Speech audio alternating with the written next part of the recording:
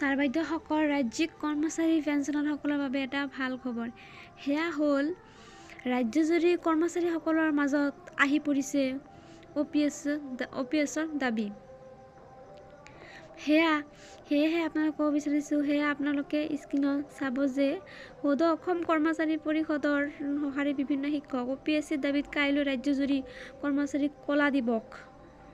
APSC কৰ্মচাৰীলৈ হুংকাৰ, OPSCৰ দাবীত কলা দিৱস।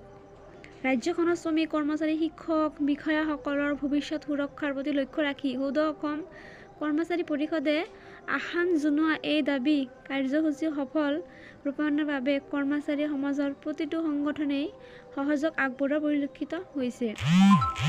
সদৌ অসম কৰ্মচাৰী পৰিষদৰ সভাপতি দীপেন শৰ্মা আৰু ভাৰপ্ৰাপ্ত সম্পাদক প্ৰধান উৎপল দাসে আজি কাকতলৈ প্ৰেৰণ কৰা এই বিবৃতিৰ জৰিয়তে কয় যে ৰাজ্য চৰকাৰৰ অধীন শিক্ষক কৰ্মচাৰী শ্ৰমিক বিষয়াৰ একমাত্ৰ যৌথ সংগঠন সদৌ অসম কৰ্মচাৰী পৰিষদে 2005 চনৰ পৰা প্ৰৱৰ্তন হোৱা নতুন পেন্সন ব্যৱস্থাক বিৰোধিতা কৰি আহিছে।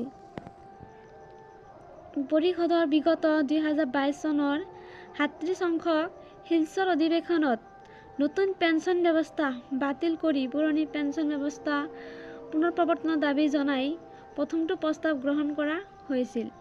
বিগত বৰ্ষসমূহতো পৰিষদে পুৰণি পেন্সন ব্যৱস্থা পুনৰ প্ৰৱৰ্তনৰ দাবীত বিভিন্ন পৰ্যায়ত আন্দোলন কৰি আহিছে। তো ভিডিঅ'টো ইমানেই আছিল। সেয়েহে কৰ্মচাৰীৰ প্ৰতিটো শেহতীয়া খবৰৰ বাবে লাইক এটা দি মোৰ চেনেলটো ছাবস্ক্ৰাইব কৰিবলৈ নাপাহৰিব। সেয়েহে ভিডিঅ'টো চোৱাৰ বাবে ধন্যবাদ।